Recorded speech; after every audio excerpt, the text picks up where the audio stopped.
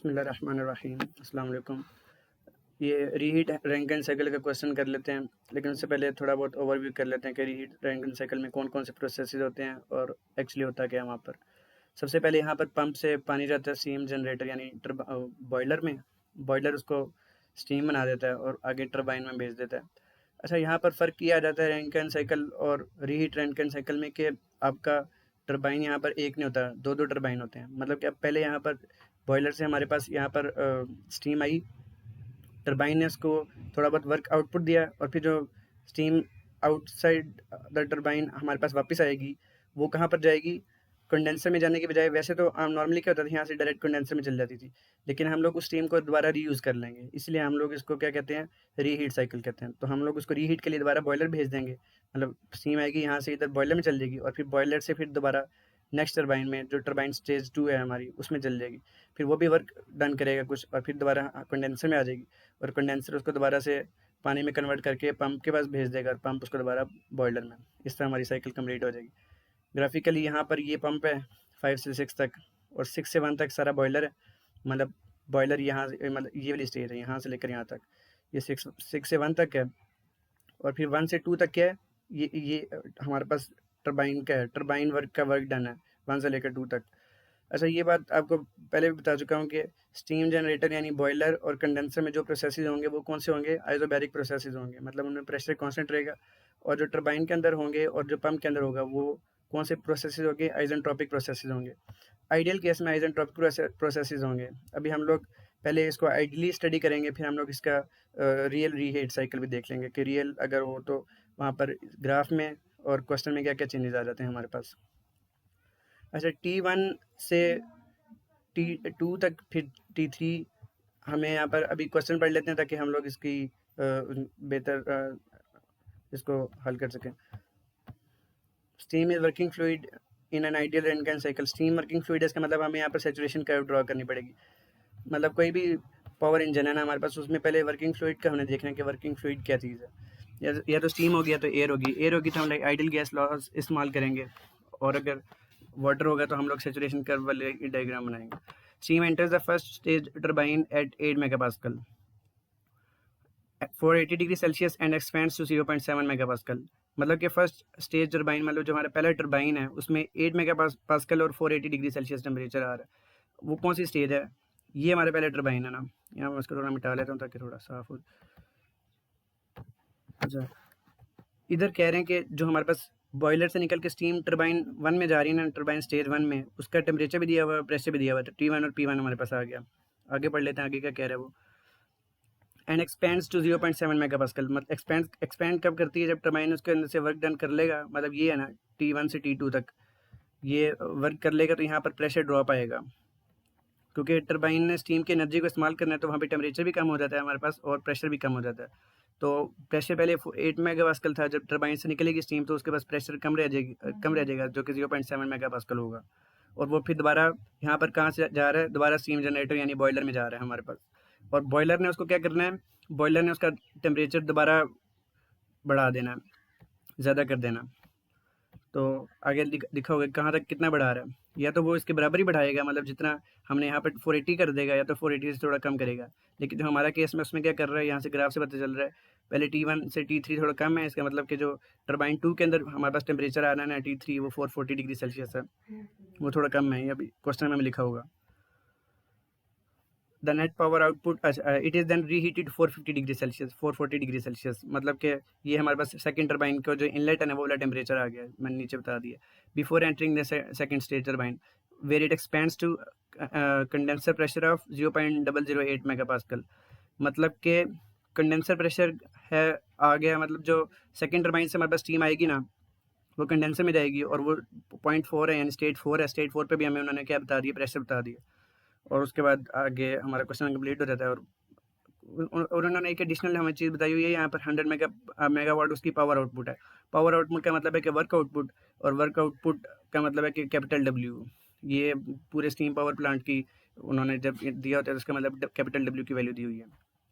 Thermal efficiency निकालनी है, mass flow rate of steam निकालना है, और the rate of heat exchange Q from the condenser निकालना है। अच्छा, क्यू इन कहाँ पर होगा? यहाँ पर क्यू इन होगा, मतलब कि प्रोसेस 6 से 1 जो है वो बॉयलर है ना, बॉयलर में हम लोग उसको हीट देंगे तो स्टीम बनेंगे ना, तो वो क्यू इन है, और क्यू आउट कहाँ पर होगा 4 से 5 तक। मतलब ये 4 से 5 तक क्या चीज़ शो हो रही है, कंडेंसर की स्टेट शो हो रही है, ये कंडेंसर है 4 से 5 तक।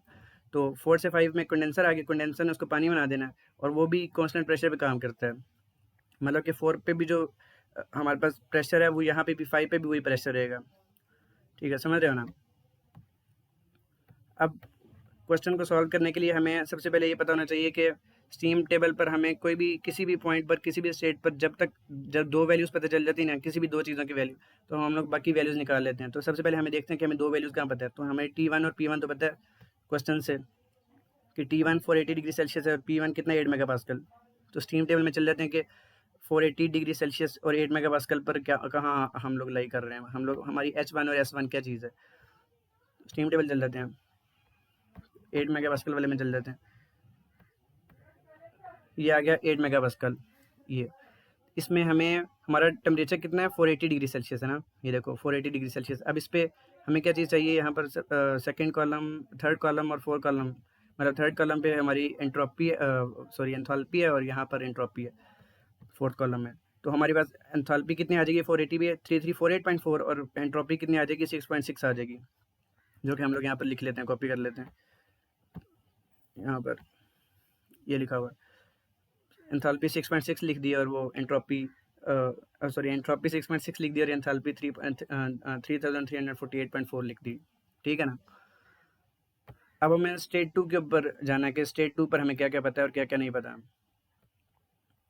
स्टेट 2 पे हमें क्या उसने बताया कि यहाँ पर जब पहले टरबाइन से निकल रहा था तो उसने कहा कि 0.7 मेगापास्कल पे प्रेशर गिर जाता है हमारा। मतलब कि पॉइंट 2 पे यानी स्टेट 2 पे हमारे पास प्रेशर कितना है, 0.7 मेगापास्कल है।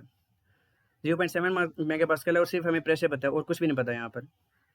तो हम लोग ग्राफ में देखते हैं कि अब यहाँ से हमारी लाइन आ रही है, यहाँ से ये टरबाइन 1 है, इसके बाद यहाँ पर 0.7 मेगापास्कल है, लेकिन हमें क्या पता कि 2 पॉइंट यहाँ पे मिक्स्ड रीजन में है, सुपर हीट रीजन में है, कहाँ पर है ये हमें कुछ भी नहीं पता। ये 2 पॉइंट यहाँ पर भी तो हो सकता था, यहाँ पर भी हो सकता था, किसी जगह पे भी हो सकता था। तो हमें ये किस तरह पता चला कि 2 पॉइंट, वो हमें किस तरह पता चलेगा, यहाँ से प्रेशर से पता चलेगा। मतलब कोई भी चीज़ हमें ऐसी ज़रूर दी होगी जिससे हमें पता चल जाएगा कि हमारा पॉइंट 2 कहाँ पर लाई कर रहा है। मतलब कि हमारा टरबाइन क्वालिटी को कितना गिरा रहा है, क्या वो मिक्स्ड रीजन में लेकर आ रहा है या नहीं लेकर आ रहा है। तो उसके लिए अभी हम लोग चेक कर लेते हैं कि 0.7 मेगापास्कल हमारे पास प्रेशर है। तो अभी हम लोग इस पर, लेकिन यहाँ पर एक दूसरी चीज़ इंपॉर्टेंट ये कि 1 से 2 तक कौन सा प्रोसेस है, आइसेंट्रोपिक प्रोसेस है। मतलब कि जो S1 होगी वही S2 के बराबर होगी, समझ रहे हो ना। अब हमने इस चीज़ का फ़ायदा उठाना है कि हमें यहाँ पर मैंने बोला कि स्टीम टेबल पे दो चीज़ें हमें पता चल जाएँ तो बाकी सारी चीज़ें हम लोग फाइंड कर सकते हैं। तो हमारे पास पहले यहाँ पर प्रेशर दिया गया था, और हमें कुछ भी नहीं पता था, तो हमें एक एंट्रोपी यहाँ पर पता चलेगी क्योंकि वो S1 है। S1 हमने स्टीम टेबल से पहले निकाल ली थी, और S1 S2 के बराबर है, तो मतलब हमें यहाँ पर दो चीज़ें पता चल चुकी। अब हम लोग इसको यूटिलाइज़ कर लेते हैं स्टीम टेबल पे कि हम लोग स्टीम टेबल पे किस तरह आगे वैल्यूज़ फाइंड करेंगे। 0.7 मेगापास्कल पे जाना है, और एंट्रोपी कितनी होनी चाहिए हमारी, ये S1 के बराबर। S1 कितनी है हमारे पास, 6.6। अब हमने देखना है कि 0.7 मेगापास्कल पर 6.6 कहाँ पर आती है, कौन से टेम्परेचर पर आती है।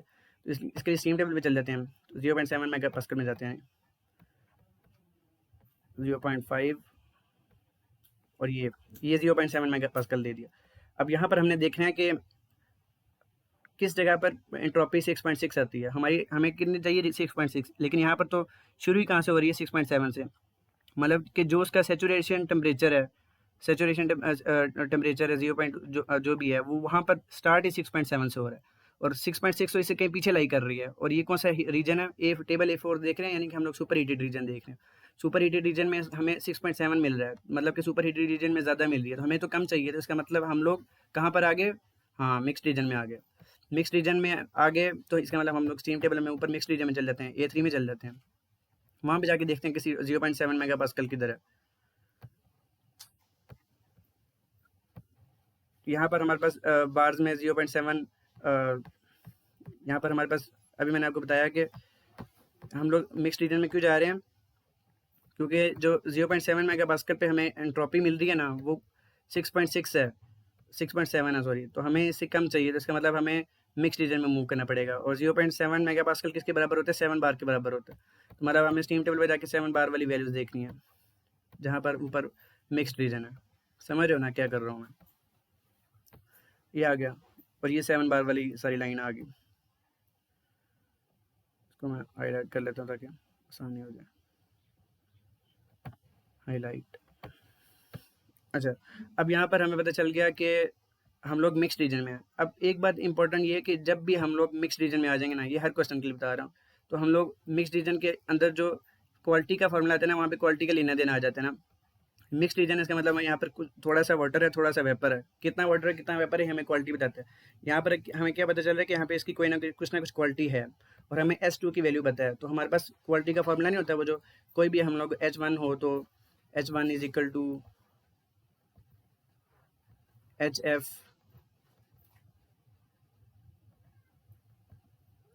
प्लस X इंटू HFG, जो भी होता था यार, ये मैं अभी लिखा नहीं जा रहा सही। तो मतलब मिक्स रीजन में जब भी हमारे पास आ जाएगा, उसमें हमें मिक्स रीजन वाला फॉर्मूला इस्तेमाल करना पड़ेगा। अब हम लोग S2 हमें पता है, तो हम लोग S2 के लिए फॉर्मूला इस्तेमाल कर लेते हैं मिक्स रीजन वाला। वो क्या फॉर्मूला होता है? S2 इज इक्वल टू ये वाला, S2 is equal to SF plus SSG minus SF। मतलब कि हमें इसमें S2 भी पता है, SF भी पता है और SG भी पता है, सिर्फ X नहीं पता, मतलब हमें क्वालिटी नहीं पता। तो हम लोग देख लेते हैं हमारा प्रेशर कितना था, 0.7 मेगा पास्कल था ना, मतलब कि 7 बार्स था। तो 7 बार्स में हम स्टीम पे जाते हैं, स्टीम टेबल्स पे। ये 7 बार है हमारे पास, और 7 बार पे हमारे पास हमें क्या चाहिए, ये HFG चाहिए और HF चाहिए। तो इसी कॉलम में हम नीचे आ जाते हैं। तो ये हमारे पास HF आ गया और ये HFG आ गया, मतलब 697.22 हमारे पास HF की वैल्यू है, और 2066.3 किसकी वैल्यू है? HFG की वैल्यू। HFG की, और ये दो वैल्यूज हम लोग फॉर्मूले में सब्सटीट्यूट कर देंगे। ये हमने इसको पहले तो x के लिए सॉल्व कर लिया रीअरेंज करके। वहाँ पे S2 भी हम पता है, SF और ST मैंने अभी आपको स्टीम टेबल से दिखा दिया किस तरह आ रहा है। और यहाँ पर हमारे पास वो आ जाएगी, इससे क्वालिटी आ जाएगी। और S2 हम वही इस्तेमाल करेंगे जो कि हमारी S1 है।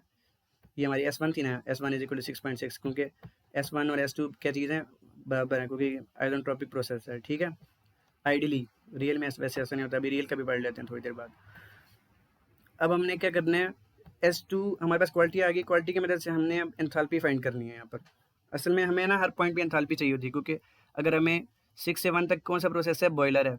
बॉयलर क्या करता है, क्यू इन करता है। अगर क्यू इन की वैल्यू चाहिए ना, तो 6 और 1 का एंथैल्पी डिफरेंस क्यू इन की वैल्यू होगी। इसी तरह अगर 1 से 2 तक है ना, तो हमारे पास 1 और 2 का जो एंथैल्पी डिफरेंस होगा ना, वो टरबाइन है, तो टरबाइन क्या करता है, वर्क डन करता है। तो वर्क डन की वैल्यू किसके बराबर होगी, H1 और H2 के डिफरेंस के बराबर। इसी तरह कोई भी चीज़ किसी भी प्रोसेस में इन्वॉल्व हो रही है ना, वो उसका हमने उन दो पॉइंट्स के दरमियान एंथैल्पी का डिफरेंस लेना है। तो पता हमें चला कि हर चीज़ में, हर पॉइंट में हमें एंथैल्पी पता होनी चाहिए। तो अब यहाँ पर S2 हमने फाइंड कर लिया ना, S2 फाइंड कर लिया, तो अब हमने H2 फाइंड करना है कि यहाँ पर एंथैल्पी क्या चीज़ है, एंथैल्पी की वैल्यू क्या है। तो एंथैल्पी की वैल्यू भी उसी जिस तरह हमने S2 फाइंड किया ना, वो ये मिक्स रीजन वाला फॉर्मूला, क्वालिटी वाला फॉर्मूला डाल देंगे। H2 के लिए कर देंगे, S की जगह H आ जाएगा हर जगह। और ये जब हमें क्वालिटी पता है और H2 नहीं पता, तो H2 की वैल्यू हमारे पास आ जाएगी, ये रीअरेंज करके। समझ रहे हो ना? तो ये सारा कुछ हमारे पास आ गया वापस। अब यहाँ पर स्पेसिफिक इंथैल्पी निकालने के बाद अब अगले स्टेज पे हमने जाना है। तो S2 भी हमारे पास हल हो गया। अब हमें देखना है कि स्टेट 3 पे हमें क्या क्या चीज़ पता है। तो स्टेट 3 पे तो सबसे पहले हमें पता है कि टेम्परेचर कितना आ रहा है, 440 डिग्री सेल्सियस आ रहा है टरबाइन के पास। मतलब कि रीहीट टेम्परेचर कितना है, 440 डिग्री सेल्सियस है ना। तो यहाँ पर हमें क्या पता चल गया, 440 डिग्री सेल्सियस इसका टेम्परेचर पता चल गया। तो अभी हम लोग देख लेते हैं कि इसका यहाँ पर हमें और क्या मजीद क्या पता है। अब देखो स्टेट 2 पे क्या था, 0.7 मेगा पास्कल प्रेशर था ना स्टेट 2 का। और 2 से 3 प्रोसेस कौन सा प्रोसेस है, बॉयलर वाला है ना। बॉयलर के अंदर ही काम हो रहा है ना, स्टीम जनरेटर जो कि बॉयलर ही होता है। तो वो मैंने शुरू में बताया क्वेश्चन में कि यहाँ पर जो प्रोसेस होता है वो आइसोबैरिक प्रोसेस होता है। मतलब कि जो P2 होगा वही P3 होगा। मतलब कि 0.7 मेगा पास्कल अगर स्टेट 2 पे है, तो स्टेट 3 पे भी, क्योंकि ये आइसोबैरिक प्रोसेस हो रहा है, तो स्टेट 3 पे भी हमारे पास प्रेशर क्या आ जाएगा, 0.7 मेगा पास्कल आ जाएगा ना। अब दो चीज़ें हमें पता चल गई, यहाँ पे टेम्परेचर पता है, 440 डिग्री सेल्सियस है T3 हमें पता। और हमें यहाँ पर वो पता चल गया, प्रेशर भी पता चल गया जो कि 0.7 मेगा पास्कल है। तो अब दो चीज़ें पता चल गई, तो बाकी सब कुछ हम लोग स्टीम टेबल से निकाल सकते हैं। तो ये लिखा हुआ है यहाँ पर, superheated vapour with pressure 0.7 megapascal और temperature from table A4, H3 भी निकाल लेंगे और S3 भी निकाल लेंगे। 0.7 मेगा पास्कल में जाएंगे। अच्छा मैं दिखाई देता हूँ, 0.7 मेगा पास्कल किधर है, सुपर हीटेड में जा रहे हैं, क्योंकि ये बहुत ज़्यादा टेम्परेचर हो गया। 0.5 और 0.7 मेगा पास्कल। ये अब हमारे पास टेम्परेचर कितना है, ये 440 डिग्री सेल्सियस। 440 डिग्री सेल्सियस है, तो यहाँ पर हमें क्या चीज़ चाहिए थी, एच चाहिए था, तो ये क्या वैल्यू आ रही, 3353.3 आ रही, ठीक है ना। तो हम लोग 335.3 को यहाँ पर सब्सटीट्यूट कर लेंगे, ये 335.3, तो H3 भी हमारे पास आ गया। इस तरह हम लोग S3 भी उसी टेबल जहाँ से मैंने अभी ये दिखाया है वहाँ से S3 भी लिख लेंगे, ठीक है। अब पॉइंट 3 भी हमें, स्टेट 3 का भी सारा कुछ हमें पता चल गया। अब हम आ जाते हैं स्टेट 4 पे। स्टेट 4 क्या, कंडेंसर है। अब टरबाइन जो है यहाँ पर इन्होंने हमें क्या बताया कि T3 से जब T4 में आता है ना, मतलब कंडेंसर में जब आता है, तो उसका प्रेशर कितना है, 0.008 मेगा पास्कल है, और ये बहुत कम प्रेशर है, ठीक है ना। और इतना कम प्रेशर है कि हम लोग किधर आ जाएंगे, मिक्स रीजन में आ जाएंगे, क्योंकि कंडेंसर जो है ना, कंडेंसर काम ही तब होता है ना जब स्टीम के अंदर से हमने सारी एनर्जी इस्तेमाल कर ली होती है, तो कंडेंसर में आता है, तो वो कंडेंसर में हमेशा मिक्स रीजन में आता है, ठीक है ना। स्टीम कुछ स्टीम होती है, कुछ वो होता है, और फिर कंडेंसर उसको क्या करता है, जब तक यहाँ पर उसको ठंडक देता रहता है, उसको कूल करता रहता है, और जब तक यहाँ पर मतलब क्यू आउट उसमें से करता रहता है, उसमें से हीट निकालता रहता है, यहाँ से क्यू आउट होती है बाहर को, ठीक है ना। क्यू आउट निकालता रहता है, और जब तक पानी नहीं बन जाता, यहाँ पर सैचुरेटेड वाटर पे आके उसको छोड़ देते हैं, फिर यहाँ से पंप शुरू हो जाता है 5 से 6 तक, 5 से 6 तक पंप शुरू हो जाता है। अब यहाँ पर H4 हमने निकालना है। H4 निकालने के लिए यहाँ पर ये कौन सा रीजन आ गया हमारे पास, मिक्स रीजन है। मिक्स रीजन है, और मिक्स रीजन पे मैंने बताया कि जब भी मिक्स रीजन आता है तो उसका हमने फ़ायदा उठाना होता है, क्वालिटी वाला फार्मूला इस्तेमाल कर लेना होता है। अब हमें यहाँ पे प्रेशर पता है, और उसी प्रेशर पे हम लोग HF और HG निकाल लेंगे, और उससे हमारे पास H4 आ जाएगा। देख लें किस तरह आएगा, ये देखो H4 को HG माइनस HF, ठीक है ना। ये वही फार्मूला जो हम लोग इस्तेमाल करते आ रहे हैं पहले। S4 भी इसी तरह निकाल लेंगे, ये S4 निकाला हुआ सारा, इसको क्वालिटी, पहले क्वालिटी निकाली हुई है ना, क्योंकि हमें यहाँ पर पता तो है कि यहाँ पर मिक्स रीजन आ रहा है 4 पे, लेकिन ये तो नहीं पता कि वहाँ पर क्वालिटी की वैल्यू क्या है। तो क्वालिटी की वैल्यू निकालने के लिए पहले हम लोग एंट्रोपी का इस्तेमाल करेंगे। एंट्रोपी का इस्तेमाल क्या करेंगे, देखो यहाँ पर हमने हमेशा फ़ायदा उठाना है कि S3 से S4 तक आ रहा है वो कॉन्स्टेंट एंट्रोपी यानी आइसोएंट्रोपिक प्रोसेस है। 3 से 4 तक आइसोट्रॉपिक, मतलब S3 हमें पहले पता थी, तो मतलब S4 की वैल्यू जो किसके बराबर होगी, वो S3 के बराबर ही होगी। तो S4 हमें पता चल गया। अब S4 की वैल्यू हमें पता है, तो हम लोग ये जो मिक्स रीजन वाला फॉर्मूला होता है उसमें S4 डाल देंगे, और S4 की वैल्यू पता है हमें, और SF और SD हम लोग स्टीम टेबल से देख लेंगे। किस तरह देखेंगे वो मैं बता देता हूँ। ये 0.008 मेगा पास्कल है ना, तो यहाँ पर स्टीम टेबल में 0.008 मेगा पास्कल में जाएंगे हम लोग, और वहाँ पर उसके करस्पॉन्डिंग SF भी निकाल लेंगे, SD और SF भी निकाल लेंगे, ठीक है। और इसी तरह हमारे पास क्वालिटी आ जाएगी। फिर स्पेसिफिक एंथैल्पी, क्वालिटी एक दफ़ा आ गई तो हम लोग एंथैल्पी निकाल लेंगे। हमेशा एंथैल्पी निकालने से पहले हमें एंट्रोपी पता होना ज़रूरी है। एंट्रोपी क्यों पता होना ज़रूरी है, क्योंकि हमें क्वालिटी नहीं पता। एंट्रोपी से हमें क्वालिटी मिलेगी, एंट्रोपी वाले फॉर्मूले से, और क्वालिटी जब एक दफ़ा पता चल जाएगी तो हम लोग उसे HF में निकाल लेंगे। तो हमारे पास स्टेट 4 भी हल होगी। अब हमने देखना है कि हमें क्या और मज़ीद क्या क्या चाहिए कि हम लोग अपनी साइकिल को कंप्लीट कर सकें और वर्क डन निकाल सकें। अभी हमने सिर्फ जो सारे प्रोसेसेस किए हैं, ये कौन से किए हैं, आइडियल किए हैं, तो हमें आइडियल के लिए मैं हल कर रहा हूँ। अभी इसके लिए हम लोग रियल केस देखेंगे कि रियल केस में क्या होता है। अब यहाँ पर क्या मैंने शुरू में बताया कि अगर हमने क्यू इन निकालना है, क्यू इन किस तरह निकालेंगे, 6 से। अब यहाँ पर देखो रीहीट साइकिल है ये, इसमें 2 दफ़ा बॉयलर का इस्तेमाल आ रहा है। तो क्यू इन क्या होती है, जो बॉयलर में हम लोग हीट देते हैं, एक दफ़ा क्यू इन हमें यहाँ पर देनी पड़ी। ये 6 से 1 तक भी तो बॉयलर था ना, ये 6 से ये 1 तक बॉयलर था, और यहाँ से 2 से 3 तक भी बॉयलर के अंदर से होकर आ रहा है, मतलब बॉयलर में हमने 2 दफ़ा इस्तेमाल करना है। तो यहाँ पर भी हमें क्यू इन देनी पड़ेगी। कोई भी हमारे पास टर्म आ जाती तो उसका हमें निकालने के लिए, वैल्यू निकालने के लिए वहाँ पर उसके करस्पॉन्डिंग जो पॉइंट्स आ रहे होते हैं वहाँ पर एंथैल्पी डिफरेंस लेना होता है। मतलब यहाँ वाला अगर क्यू इन निकालना है तो क्या करेंगे, 1 और 6 का एंथैल्पी डिफरेंस ले लेंगे, और बड़ा माइनस छोटा करेंगे। ये आसान सी बात है, क्योंकि हमें पॉजिटिव वैल्यू चाहिए होती है उसकी, क्यू इन की, और क्यू आउट की भी सिमिलर केस है। तो S1 - 6 कर देंगे, और यहाँ के लिए क्या कर देंगे, 3 - 2 कर देंगे, और दोनों को आपस में ऐड कर देंगे, तो हमारे पास टोटल क्यू आ जाएगा। समझ रहे हो ना मैं क्या कह रहा हूँ, ये लिखा हुआ है यार, कुछ भी नहीं है इसमें। Q in is equal to H1 - H6, उन दो का डिफरेंस, और H3 और H2 का डिफरेंस, वो हमारे पास क्यू इन आ जाएगा। डिवाइड बाई एम किया हुआ है, क्योंकि स्मॉल क्यू इन है ना, कैपिटल क्यू इन तो नहीं है ना। कैपिटल क्यू इन को स्मॉल एम से डिवाइड करेंगे तो हमारे पास स्मॉल क्यू इन आएगा। और वर्क साइकिल किस तरह आ जाएगा, work turbine 1 plus work turbine 2 plus minus work pump, मतलब कि यहाँ पर जितना भी ये 1 से 2 जो प्रोसेस है वहाँ पर टरबाइन काम कर रहा है, वर्क डन दे रहा है हमें, यहाँ पे भी वर्क आउटपुट हमें मिल रहा है, यहाँ पर CO2 से भी वर्क आउटपुट मिल रहा है, और ये जो पंप है इसको हमें वर्क देना पड़ रहा है उल्टा। तो मतलब इसका जो वर्क है ना वो माइनस हो जाएगा, इन दो के वर्क को प्लस करेंगे। अब जो ये हमें दे रहा है टरबाइन 1 हमें वर्क दे रहा है, वो उसकी उसकी वैल्यू क्या आएगी, उसके करस्पॉन्डिंग पॉइंट्स क्या नज़र आ रही है, ये 1 से 2 है ना, तो 2 और 1 का एंथैल्पी डिफरेंस क्या होगा, इसका टरबाइन का वर्क डन होगा। और 3 और 4 का जो एंथैल्पी डिफरेंस होगा वो किसका वर्क डन होगा, वो हमारे पास उसका टरबाइन 2 का वर्क डन होगा। और इसी तरह ये जो 5 से 6 हमारे पास वैल्यू है, 5 से 6 नहीं नज़र आ रही है, 5 से कुछ भी नहीं है इसके अंदर, 5 से 6 हम लोग डायरेक्ट इसकी इंथैल्पी का डिफरेंस लेंगे, हमारे पास पंप का वर्क आ जाएगा। फिर हम लोग टरबाइन, दोनों टरबाइन के जो वर्क इनपुट्स हैं हम लोग उन दोनों को प्लस कर देंगे, और जो पंप का वर्क है उसमें से माइनस कर देंगे, ताकि हमारे पास डब्ल्यू नेट यानी डब्ल्यू साइकिल आ जाए। इस तरह WT1 plus WT2 stage 1 plus stage 2 का work minus work done by pump. और इनकी वैल्यूज मैंने बता दी है किस तरह आ रही है, H1 minus H2, enthalpy difference है बस सिंपली, और कोई इसमें कोई कहानी नहीं है। एफिशिएंसी निकालने के लिए W net by Q in कर दोगे, मैंने डब्ल्यू नेट यहाँ निकाला नहीं हुआ, तो यहाँ पर डायरेक्ट एफिशिएंसी में आगे सारी कैलकुलेशन की हुई है, 40.3% एफिशिएंसी आ गई। और मैथ फ्लो रेट क्या है यार, small W is equal to capital W by small M. तो कैपिटल डब्ल्यू की वैल्यू हमें क्वेश्चन में गिवन थी, ना, और कहते कितना पता नहीं कितना वर्क आउटपुट है, तो हम लोग मैथ से जो हमारे पास वर्क आया उसको मल्टीप्लाई कर लेंगे, सॉरी मैथ के सेट पे कर लेंगे, जो हमें वर्क आउटपुट दिया और जो हमारा वर्क आ रहा है उसको आपस में डिवाइड कर लेंगे, हमारा वर्क ये आ रहा है ना। अभी इन्होंने हल पता नहीं क्यों किया हुआ, यहाँ पर आके हल कर रहे हैं वो। और दूसरा हमारे पास एम की वैल्यू भी आ जाएगी, जो कि कितनी आ रही है, 2.363 मल्टीपल 10⁻5 किलोग्राम पर और आ रही है। और क्यू आउट के लिए क्या करेंगे, क्यू आउट कौन सा, क्यू आउट कहाँ पर हो रहा है असल में, देखो क्यू आउट यहाँ पर, यहाँ से ये कंडेंसर है ना 4 से 5 तक, वो क्यू आउट कर रहा है ना, ये जो वैल्यू आ रही है ये क्यू आउट की वैल्यू आ रही है। तो अब मैंने क्या बोला, कोई भी चीज़ हमने निकालनी है तो उनके करस्पॉन्डिंग पॉइंट्स का हमने क्या ले लेना है, एंथैल्पी डिफरेंस ले लेना है। तो यहाँ पर किसका डिफरेंस आएगा, 4 और 5 का डिफरेंस आ जाएगा, समझ रहे हो ना।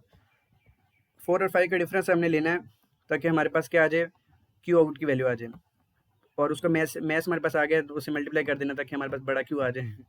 तो ये तो सिंपल सी बात है, इसमें कोई ऐसी रॉकेट साइंस नहीं। तो H4 और H5 का मैंने क्या डिफरेंस लेना है वो ले लो आराम से, क्योंकि हमें सारे H हमें पता चल चुके हैं, इससे हमारा क्वेश्चन सॉल्व हो जाएगा।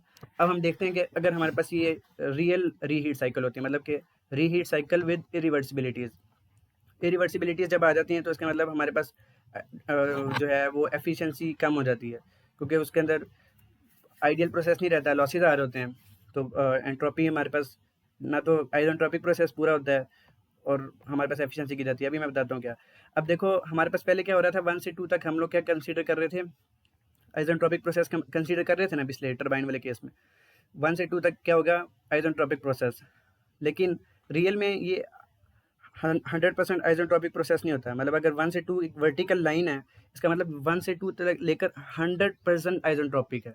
लेकिन यहाँ पर वो कह रहा है कि हमारे पास टरबाइन जो है, रीहीट साइकिल ऑपरेट, क्वेश्चन में पढ़ लेते हैं, इफ़ NT मतलब कि टरबाइन की एफिशिएंसी कितनी है, 85% है। और ये कौन सी एफिशिएंसी होती है, ये आइसोट्रोपिक एफिशिएंसी होती है। अब आइसोट्रोपिक एफिशिएंसी कह रहे हैं 85% है, मतलब कि 1 से 2 तक जो प्रोसेस हो रहा है ना वो 100% आइसोट्रोपिक नहीं है, मतलब बिल्कुल 2 तक नहीं आ रहा है। यहाँ पर थोड़ी सी 85% आइसोट्रोपिक है, मतलब थोड़ी सी एंट्रोपी क्या हो जाएगी, इंक्रीज हो जाएगी, यहाँ तक 2A तक आ जाएगा।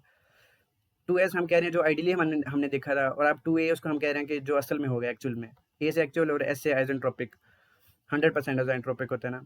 इसी तरह 3 से 4 प्रोसेस था, अगर वो वर्टिकल स्ट्रेट लाइन आ रही है, वर्टिकल स्ट्रेट लाइन क्या शो करती है कि यहाँ से 100% आइसोट्रोपिक होकर यहाँ तक आ गया। लेकिन एक्चुअल में क्या है, हमारे पास थोड़े से एंट्रोपी इंक्रीज करी होती है क्योंकि लॉसेज आ रहे होते हैं। तो 3 से 4A तक हमारे पास आएगा इन एक्चुअल में। इस तरह 4S हमने इसको कह दिया और 4A कह दिया, और बाकी स्टेट्स को 6A या 5A या 3A नहीं कहेंगे, क्योंकि लॉसेज यहाँ पर आइसोट्रोपिक एफिशिएंसी सिर्फ इसकी आ रही है। अगर हमारे पास पंप की आइसोट्रोपिक एफिशिएंसी जो दी ना, तो फिर हो सकता है यहाँ पर 5 का थोड़ा सा हम इधर तक चल जाते हैं, 5A तक, 6A तक। लेकिन यहाँ पर हम इन्होंने कहा हुआ पंप की नहीं दी हुई, इसका मतलब पंप आइडियल है। पंप की दी होती है तो हम लोग पंप के लिए भी ये इसके आइसोट्रोपिक एफिशिएंसी कंसीडर कर लेते हैं। अच्छा, अब ये तो सारी कहानी समझ आ गई कि एक्चुअल में क्या हो रहा होता है और रियल में हमारे पास एक्चुअल और आइडियल में क्या फ़र्क आ रहा होता है। अब इसको सॉल्व किस तरह करना है, सॉल्व करना है, इसमें कोई रॉकेट साइंस नहीं है, बस थोड़ा सा छोटा सा काम आपने और कर लेना है रियल साइकिल के लिए जिसमें लॉसेज आ रहे होते हैं। उसमें ना हमने आइसोट्रोपिक एफिशिएंसी के फॉर्मूला को इस्तेमाल करना है कि उसकी बाय डेफिनेशन उसकी डेफिनेशन क्या है। उसकी डेफिनेशन होती है ये NT है, ये बस में से इस तरह लिखा जाता है, isentropic efficiency is equal to WS/WA। WS क्या चीज़ है हमारे पास, work done in ideal situation, और WA क्या है, एक्चुअल वर्क डन। समझ रहे हो ना। अब वर्क डन हमारे पास क्या आ रहा था उसमें, अगर हम लोग NT1 देखें, मतलब टर्बाइन 1 से 2 को मैं कंसीडर कर रहा हूँ, अभी छोड़ दो बाकी साइकिल में क्या हो रहा है। 1 से 2 हम लोग क्या करते थे, H1 - H2 करते थे ना, और 2 को मैंने यहाँ पर इस दफ़ा 2S कह दिया, क्योंकि आइडियली ऐसा हो रहा था, असल में ऐसा नहीं हो रहा था, पीछे ये 2 था, हमने यहाँ पे इसको 2S कह दिया, तो 1 - 2S होता था ना। तो W work done in ideal क्या हो गया, H1 - H2S। अब लेकिन एक्चुअल में तो 2S तक नहीं जा रहा ना, 2S से हमें एक्चुअल में 1 से लेकर 2A तक जा रहा है, 2S में जा ही नहीं रहा। तो जब हम लोग एक्चुअल वर्क डन निकालेंगे तो एंथैल्पी डिफरेंस किसका लेंगे, 1 और 2S का नहीं लेंगे, 1 और 2A का लेंगे। समझ रहे हो ना। ये H1 माइनस सॉरी ये H1 है, H1 - H2A कर देंगे, तो हमारे पास एक्चुअल वर्क डन आ जाएगा। इन दोनों की रेशियो क्या होती है, आइसेंट्रोपिक एफिशिएंसी की डेफिनेशन है इन दोनों की रेशियो। अब इनको रीअरेंज कर लेंगे, और रीअरेंज करके, एक मिनट में थोड़ा यहाँ से बता देता हूँ किस तरह, इस वाले को ऊपर इधर उधर करेंगे रीअरेंज करेंगे, और हमारे पास ये इक्वेशन आ जाएगी। हमने H2A को सॉल्व करना है, क्योंकि हम देखो H2S भी पता है, H1 भी पता है, और ये वाला H1 सारा कुछ पता है हमें। H2A ऐसी चीज़ है जो हमें नहीं पता, और S2S तो हम लोग कह रहे हो कि S2S हमें किस तरह पता है। S2S वही है भाई जो हमने पीछे H2 निकाली है, उसको हमने बस H2S कह दिया, क्योंकि वो आइडियली ऐसा होता है, असल में ऐसा नहीं होता। तो H2S भी पता है, और सिर्फ H2A के लिए हम इसको सॉल्व कर लेंगे, और आइसोट्रोपिक एफिशिएंसी हमें दी हुई है, तो हम लोग H2A की वैल्यू आ जाएगी। इसी तरह हम लोग यहाँ पर H4 के लिए करेंगे, मतलब अब दूसरे टर्बाइन करना है ना। 3 से 4 भी उसने क्या 85% एफिशिएंट है, 85% उसकी आइसोट्रोपिक एफिशिएंसी है, मतलब कि 100% 4S तक नहीं आ रहा, वो 4A तक जा रहा है। थोड़ी सी इंट्रोपी है, और ये इंक्रीज हो रही है, ये इंट्रोपी लाइन है ना, तो इंट्रोपी लाइन थोड़ी सी इंक्रीज हो रही है। समझ रहे हो ना। आसान सी बात है, कि इतनी मुश्किल बात नहीं है, रॉकेट साइंस नहीं है कोई। अब हमने दोबारा वही वाला आइसोट्रोपिक एफिशिएंसी का फॉर्मूला लगाएंगे, इसके लिए WS/WA कर देंगे। इसके लिए WS क्या होगा, 3 - 4S होगा, और 3 और WA क्या होगा, एक्चुअल वर्क डन 3 - 4A होगा। तो मैंने लिखा नहीं है इसके लिए, बस 1 की जगह 3 कर देना, और 2 की जगह क्या कर दोगे, 4S कर दोगे, और 4A कर दोगे, और 2S की जगह 4S कर दोगे, और 2A की जगह 4A कर दोगे, क्योंकि यहाँ पर 2A और 2S था, तो यहाँ पे 4A और 4S है, यहाँ पे 1 की जगह 3 कर दोगे, और उसको फिर रीअरेंज करोगे तो हमारे पास ये क्या फॉर्म, ये चीज़ इसको रीअरेंज करेंगे तो हमारे पास ये वाला फॉर्मूला आ जाएगा, ये वाला ऊपर वाला। और फिर H4A के लिए हमने इसको सॉल्व कर देना है, तो हमारे पास H4A की वैल्यू भी आ गई। अब वो पूछेगा कि आपके पास साइकिल का वर्क डन या नेट वर्क डन कितना आ रहा है। तो अब आपको जब एक्चुअल वैल्यू पता चल चुकी है, तो आपने आइडियल वैल्यू को नहीं लेना है, मतलब कि आपने वर्क डन जो यहाँ पर हम टोटल वर्क डन निकाल रहे थे ना पहले ये क्वेश्चन में, ये हमने W cycle equal W turbine 1 plus W turbine 2 minus W pump. अब टर्बाइन 1 और टर्बाइन 2 का वर्क कौन सा हमने लेना है यहाँ पर, जो कि एक्चुअल आया है।